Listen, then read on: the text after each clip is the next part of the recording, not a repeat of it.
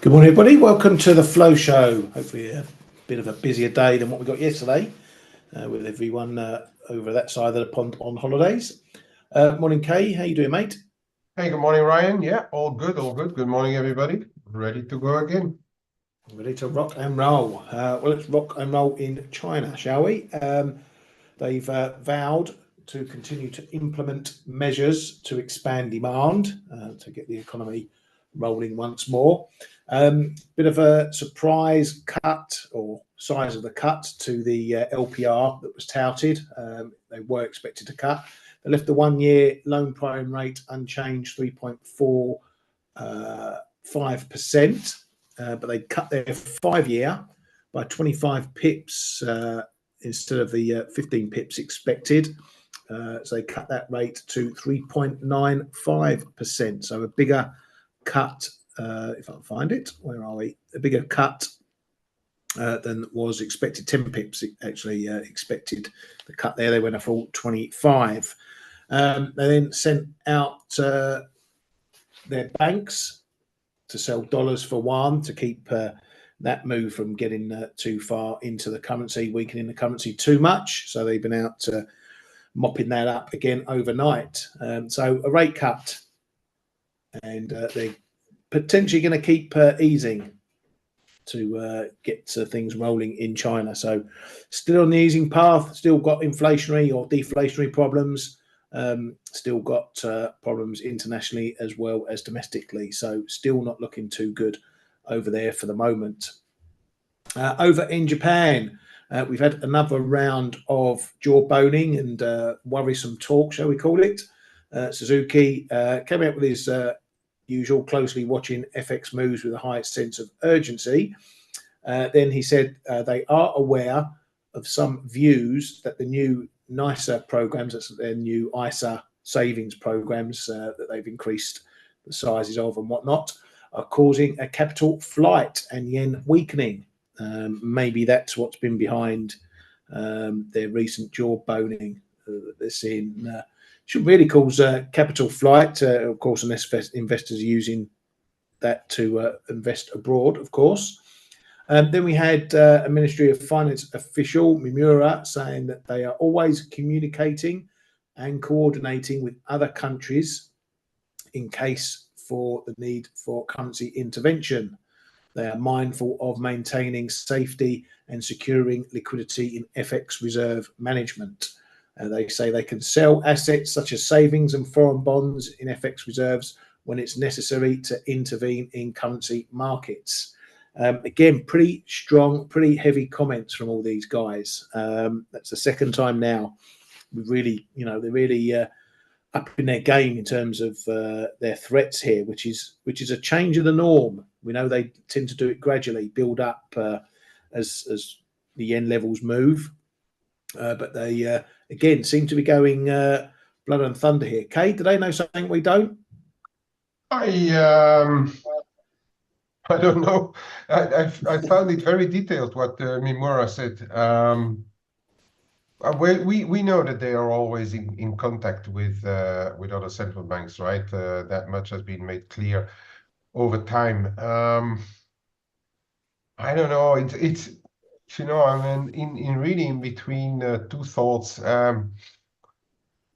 Are we going to wake up one morning and hearing that they at least checked rates somewhere? It's very possible. On the other hand, it feels to me as well, and there is as much to say for that than possible intervention surprises or so, that they are scared about what's to happen between now and when the Bank of Japan really is going to move. So we still have 3 weeks or so to wait until we will know much more, hopefully, about the wages.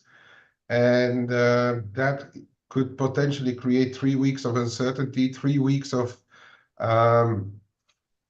JGBs being stuck where the rest of the market moves up and down, but sticks at higher levels in the yields.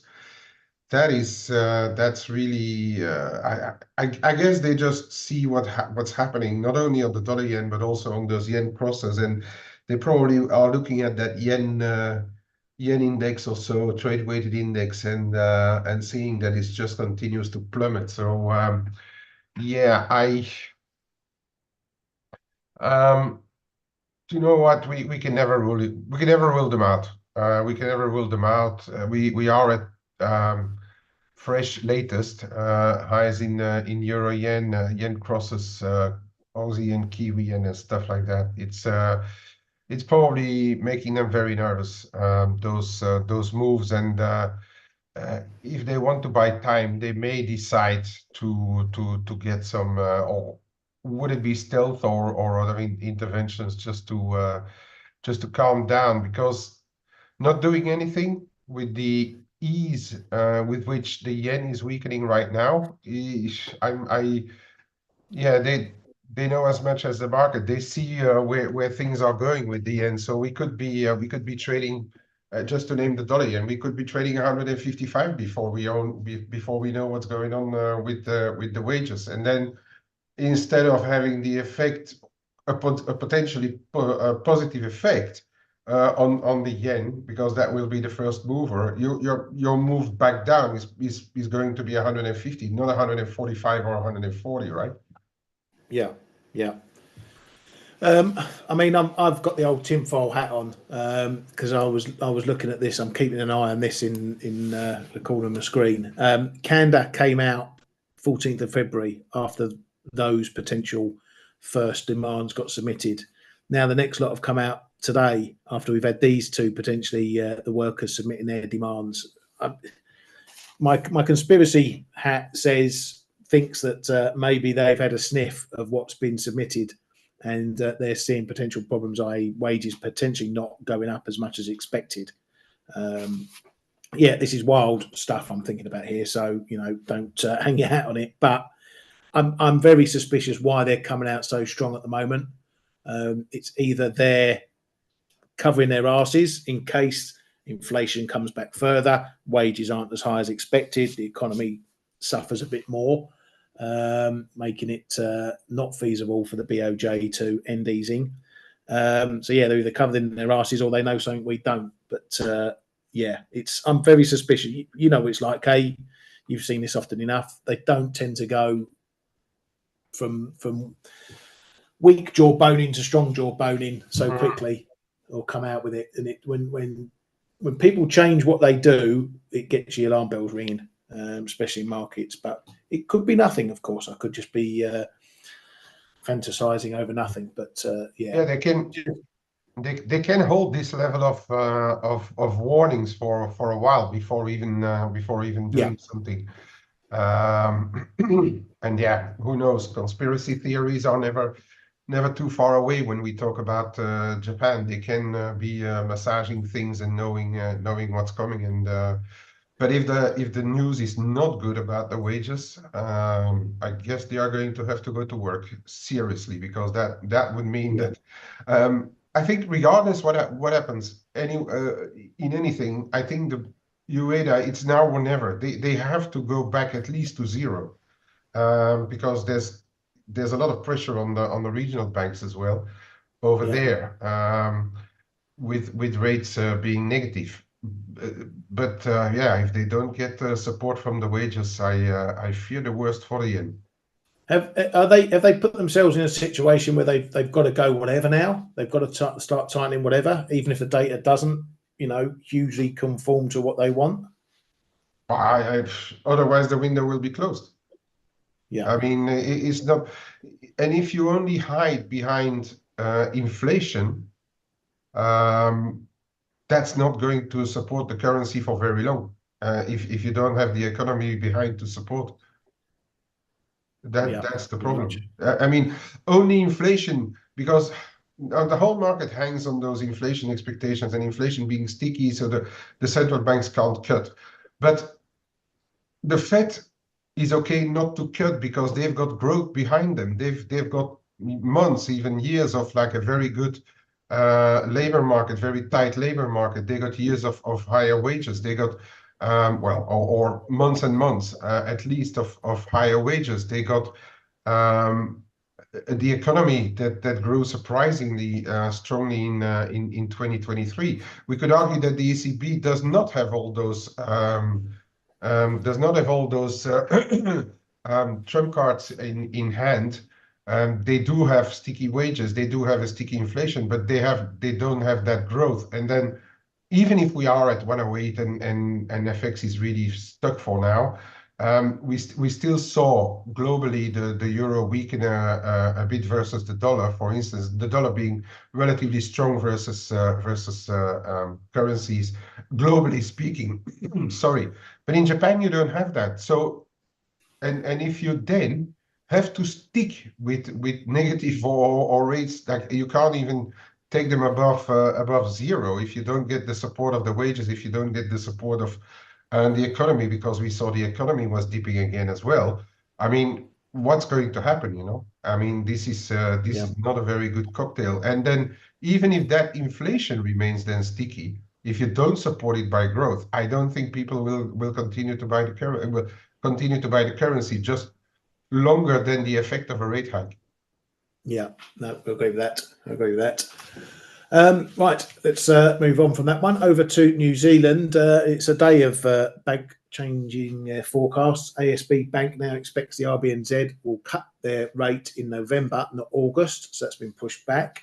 Some of the banks like ANZ are already looking at potential hikes to come from the RBNZ. The RBA minutes, bit of a rinse and repeat of all the last 4 months of RBA minutes, and the board considered the case to hike by 25 pips or to hold steady, and they decided on balance it was best to hold steady. One thing I will say about this has been pretty much the same line from the RBNZ, as I say, for a few months now, that the board considered the case to hike or hold steady. The change will come is if they decide, if they consider to cut or hold steady. That'll be the turn. So this is a deliberate language line that they're putting in here to make it clear when they switch to hold stroke cut, hold or cut. That'll be their change on that one. Riksbank's Floden says it's not necessary to wait for the ECB to cut. So on the subject of whether they will all wait for one another or who's going to go first, over at the Riksbank, they don't care, supposedly. Bundesbank in their monthly report said Germany, this is a proper no shit Sherlock headline, Germany is likely in recession now on weak external demand, muted consumption and cautious investments. It'll be a surprise if they're not in a recession. They said the German recession doesn't mean it will be a severe downturn. BOE's Bailey is currently waffling on about the monetary policy report in the Treasury Select Committee hearing. He says we are looking beyond the temporary period when we expect CPI to return to target this year. We think the economy is already showing distinct signs of an upturn. He says it's good news that the economy is at full employment. Says he's looking for more sustained progress on the reduction of more persistent elements of inflation. That'll be like wages, services inflation. Says we are seeing some signs pay growth is adjusting down in line with lower headline inflation. Says we don't need inflation to be back at target before cutting rates. Again, borrowing a line from the Fed and others. FT been out a report saying that the UK corporate bond market is experiencing a resurgence due to increased demand from pension funds. This follows after regulations. Remember the blow up in 2022 when pension funds got caught with their knickers down, over leveraged as rates went higher. So new regulations to limit excessive leverage by pension funds after that have apparently spurred demand for corporate bonds. Phil Smith of BlackRock said that demand should remain robust, with sterling-denominated corporate bonds tending to make up the majority of these funds' credit exposure. He says that now many funds are preferring to buy corporate debt because they offer protection from interest rate moves without taking on leverage, as well as higher yields than government bonds. It's not just UK pension funds apparently that are interested in this. A lot of foreign funds are looking at this as well, but the main concentration has been UK funds. So that's currency neutral in the main for that. But as I say, there has been interest from other firms as well, and I believe some Eurozone companies are also starting to issue some debt in sterling as well, tempting these pension funds. So much for good old Brexit locking things up. There was a little bit of data, even though Canada was on holiday. There's no rest for the wicked at StatsCan. They need all the help they can get, though. Some PPI data from those guys. Pretty soft on the numbers there. Year-on-year PPI down 2.9%. Was soft on the month as well. Raw materials year-on-year, another negative number there. Though there was a bit of a uplift on the monthly numbers, but otherwise negative numbers there, which will feed into CPI, which we are getting today. So that will keep us ticking over. Rate cut changes. Barclays says hopes of an imminent rate cuts have faded further in the US after the higher than expected inflation data. They expect the ECB and BOE, as well as several other EM central banks, to start easing before the Fed. Goldies, they've had their Tipex out. Well, the paint wasn't even dry on their prior call. They now see the BOE cutting rates in June versus their prior forecast of May, which they moved to May from June 2 months ago. So they don't know what they're doing. Bloomberg has been out with headlines saying there's a 6 trillion wall of cash sitting there because the Fed are delaying their rate cuts. They say investors are ploughing billions into money market funds by the day, and corporate treasurers are hoarding record amounts of cash. They say this is because the more time it takes the central bank to begin cutting its rate, the longer that cash held in money market funds should be able to earn 4, 5 or more %, which will stop investors from looking further afield for higher risk, better yields. So this is Bloomberg, so take it with a pinch of salt. 6 trillion wall of cash sitting in money markets or sitting in yields more than looking for risk. That's something that they say could change once the Fed begin cutting. Geopolitics, the US, following the EU, is considering slapping some sanctions on Chinese companies, it says, or believes, are helping Russia with its war in Ukraine. We heard a week or so ago the EU were considering that the first time they were going to look at Chinese firms, sanctions on Chinese firms, apparently helping Russia in the war. So again, that further highlights that international relations with China are not yet on the up. Okay, anything of note you got to bring to us? No, I think you covered most of what's going on. Let me quickly run through the what we've put on our things. No, I think we've talked about the best what's happening. Well, the only thing is that just after the Chinese rate cuts, there was persistent talk of Chinese submarines being in the market, trying to sell a few $1 China again. What they usually do when PBOC does something, but it just tells us they want to continue to keep a very tight leash on FX right now until they really will see improvement in their economy, I guess. So it's a bit useless to try and fight it. I can't really be bullish Chinese yuan yet, but the fact the longer they keep it in check, the probably if there is anyone really wanting to challenge them, the longer those people will have to wait and perhaps give up in the end. But yeah, just interesting to know is that despite their rate cuts and stuff, they still like stealthily intervene in the markets in FX. For the rest, Yeah, I think we covered everything there. Yeah, as you can see there's a reaction rate cut, and the bank's coming in obviously in CNY, but the effects is seen more so in CNH. So yeah, that one's still pretty much contained, as you say, not going anywhere in particular. I'm happy with that, staying short. But if we do get above this zone here, then the picture might be changing. But for now, yep, they're keeping it in lockstep. Ali asked a question: why is the market sentiment showing bullish for the FOMC minutes? I don't think there's much pricing going on for the FOMC minutes, Ali, and nothing that's happening this morning is down to what's expected from the minutes.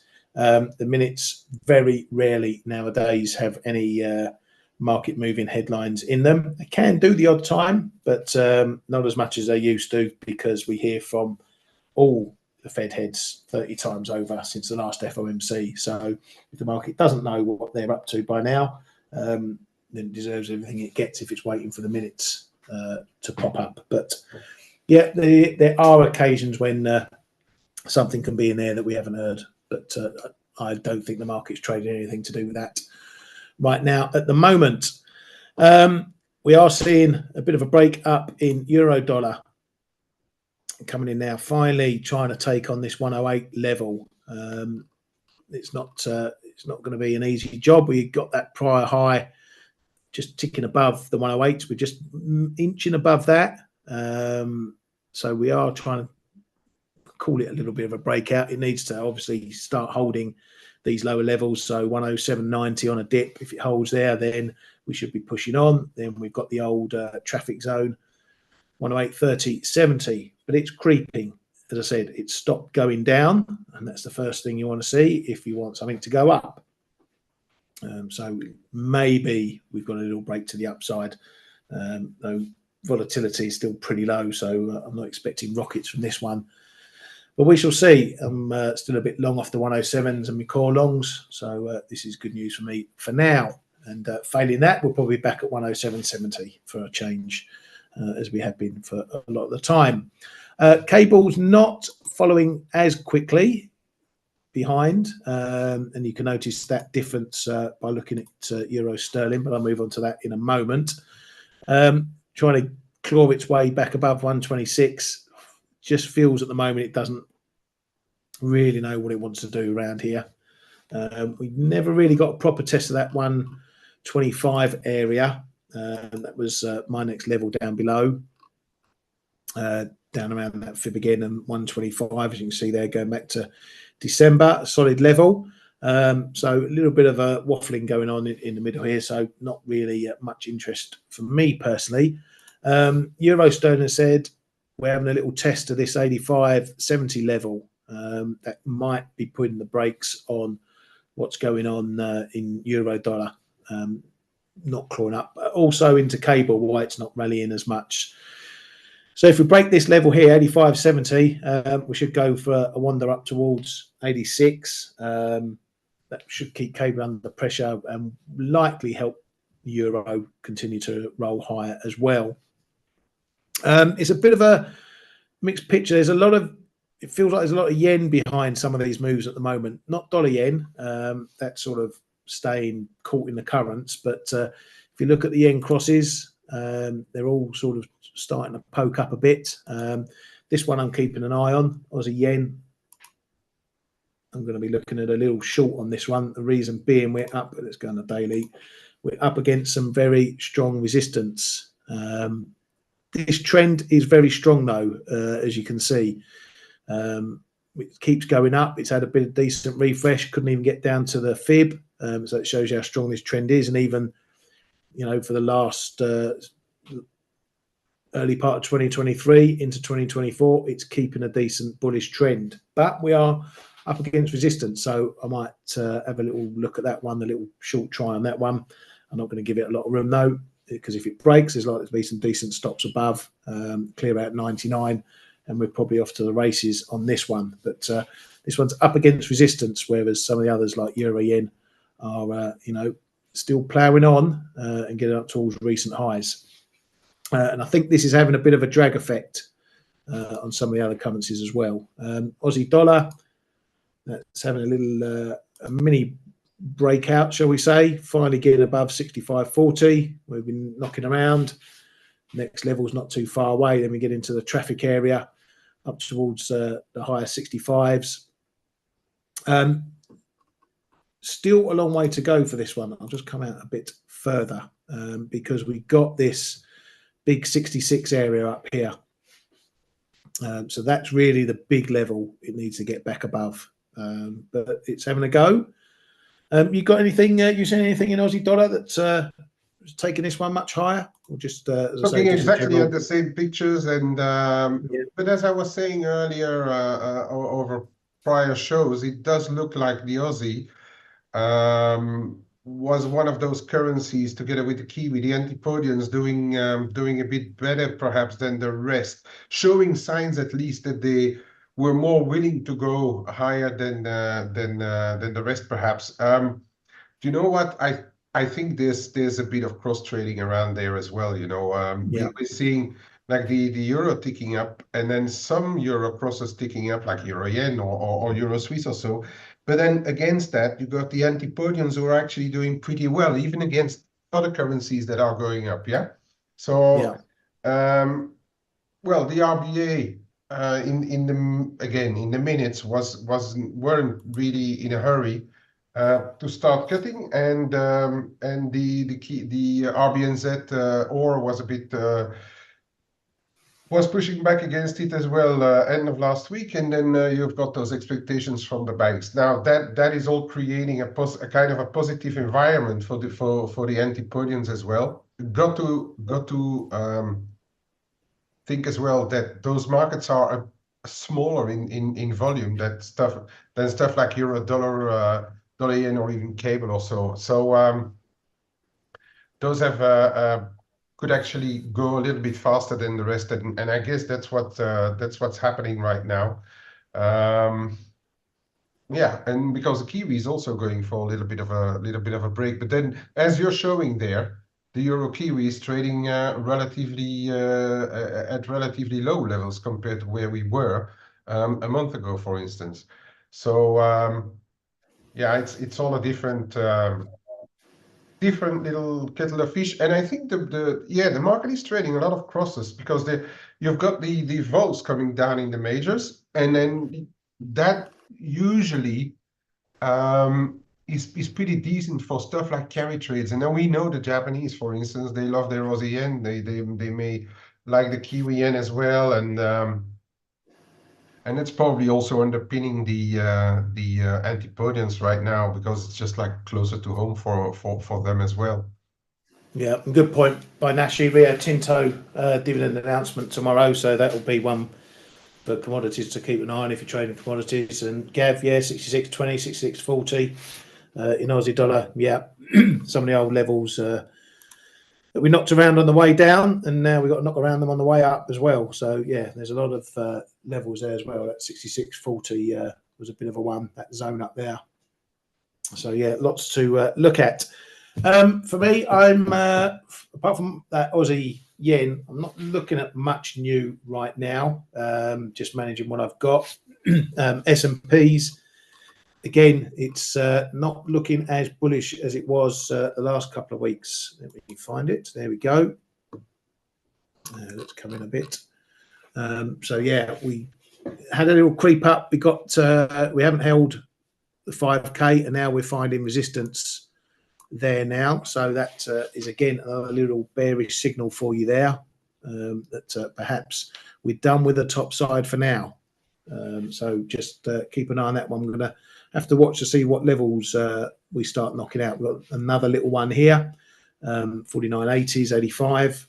So that's support there. If we break through there, then maybe we're going to start mooching down 49.50s, somewhere like that. But definitely it's looking more tougher to get see some upside, well, until the dip buyers come in and take it through the highs, as they often have. But for now, yeah, a bit more balanced going on here in stocks. So keep that in mind if you're trading that both sides of the fence for that one. And maybe their rebounds are now finally done, and those who were very late and very under invested have what they wanted, and that's stabilizing effect. And then tomorrow, Nvidia. I think tomorrow, Nvidia. It looks like the whole equity market worldwide is watching what Nvidia is going to come up with tomorrow, and I guess that's going to be right or wrong. That's going to be a big mover in any market, it seems. So Yeah. I guess on we have to revisit all those equity pictures on Thursday, mate.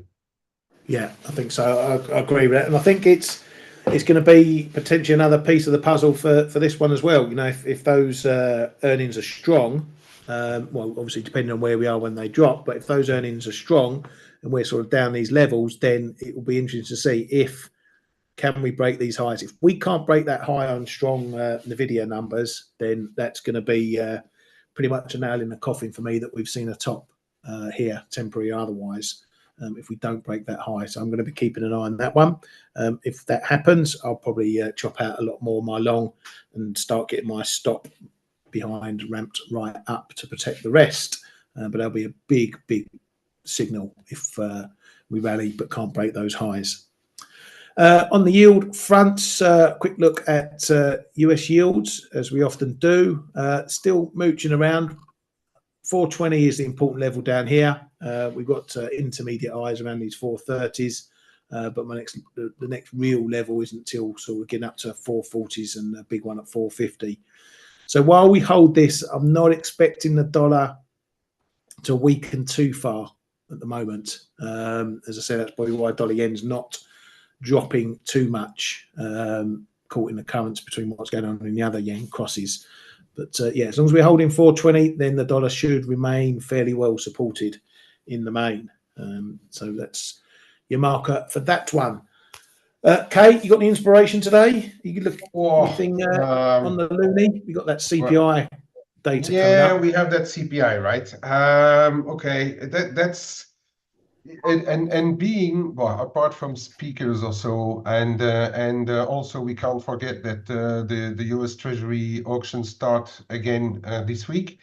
That's going to be should be at least the bigger mover of the day, because in data wise, it's really the only thing that's going to catch the attention. Dollar CAD is really trading in the middle of the range. We are probably going to try to figure out what's going on there. There's a bit of trend line support, perhaps. You want me to grab it quickly? Yeah, go ahead, mate. I'll hand it over to you. You got your trend lines on it. Where am I? There we go. Okay. Just while you're doing that, Ali, if you've got a TP right on a technical level, like a moving average, then you need to maybe think about adjusting your TP level to either just below it, something like that, because it can be a bit funky. You know, you stick it on a level, the level doesn't get hit, and then you've come 2 pips or 3 pips within getting your profit, and the techs hold. So just think about that. Use a slice and dice if you like. If you're not sure, take a bit off before and then see what happens there. But yeah, always rely on the techs. Over to you, mate. All right. Yeah, dollar CAD first of all. So we had this little excursion above the cloud the other day. I know quite a few people are watching more and more the clouds now, but we are still below, and that level is still hanging. Oh no, now it's coming down, but it is now just above 135.15. So watch that, perhaps for a close on the dollar CAD today. If you on the downside, it's much lower. We've got the well, it's actually right on the 134, where we had a pretty decent level before, right? And that's probably going to be your extremes, I would say, for the day, to see where dollar CAD closes, whether it's above or below those bigger levels. On the intraday, 134.65-ish down to 134.5. That's the level to watch. And then here back, if we get the confirmation back above 135.40, then I would say that's prone for moving higher. Right now, the way the dollar trades, it's still very much in a range. Okay, so we're going to need breaks and hold those breaks. All right, to really go on a move.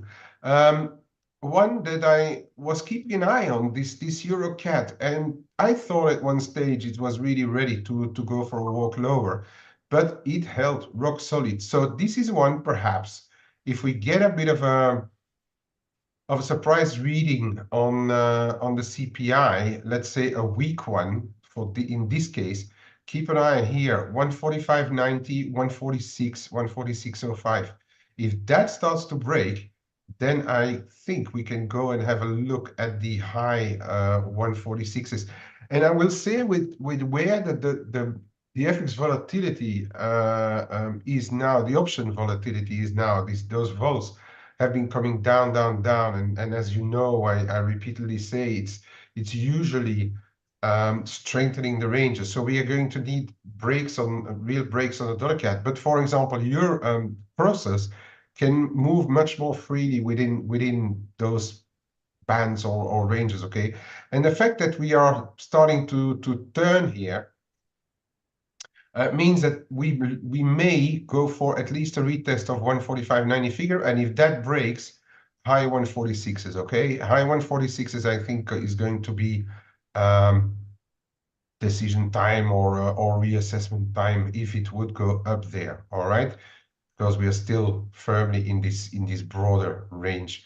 And one that is obviously on my radar is the cat Swiss, because I have, and I know a few people are in this as well. Look what's here. Okay, this trend line here, that comes in around about where we are. So for us, people who are short Swiss is one side, but you've got, of course, the Canada side on the other side of the pair. We would love to see a bit of a sticky CAD number, perhaps, getting it through.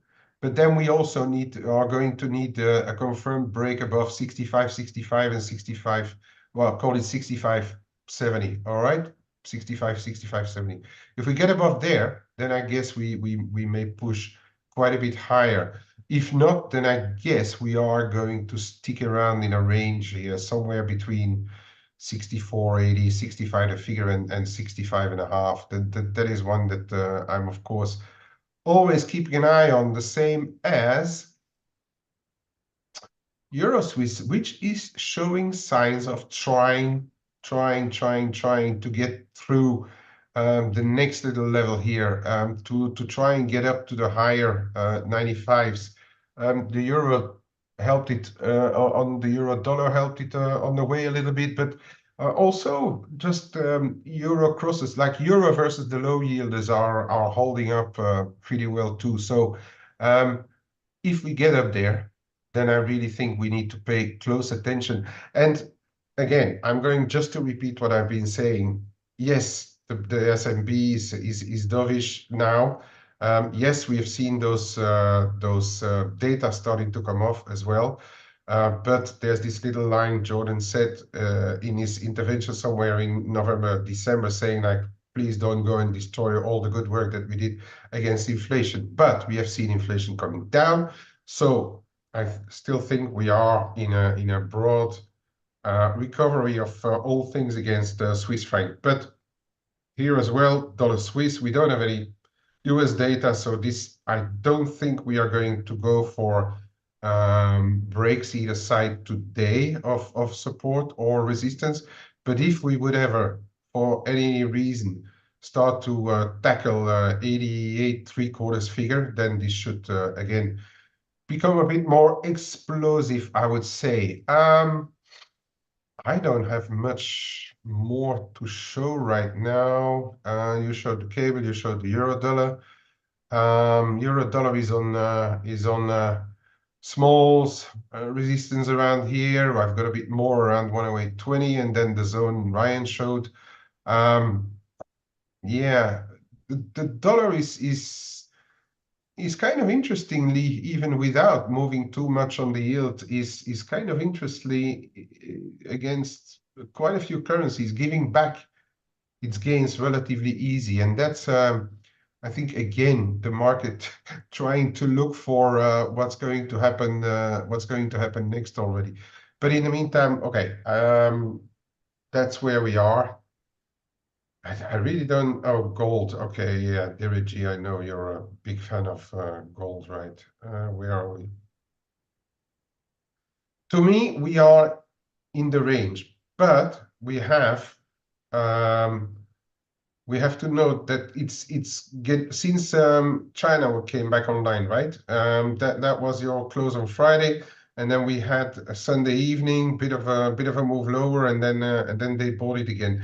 I have got the impression, because you look at the timings where it happens, that they are still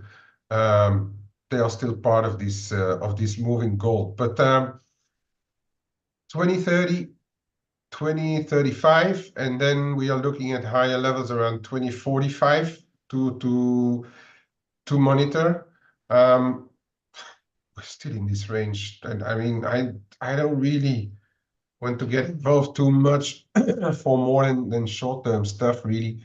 2015, I would say, is your first level here. We've seen several levels, and then we're back into this 2010 and 2000, right? Those are your levels, and I don't have really preference on either side right now. It does look like it's relatively easy to creep back up for now, but really I don't have any more preferences.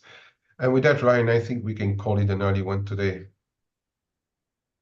Yep, thank you very much, mate. Yeah, I'll just flick it quickly onto the data again, just to show you what's upcoming. Not huge amount of change expected from the CPI numbers. Headline CPI year on year expected to fall a pip, unchanged or a pip less in some of the other core measures that they like to use in this one.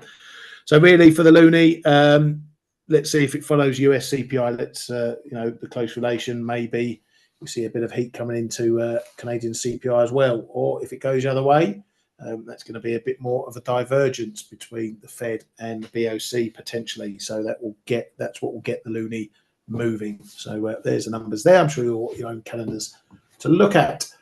Yeah, we shall leave it there for today. Hopefully we get a better session to trade than yesterday. It's looking okay at the moment. Have a great day, everybody. Thank you for coming and supporting us at the Flow Show. Thanks, Kay, and we'll see you all tomorrow. Cheers, folks.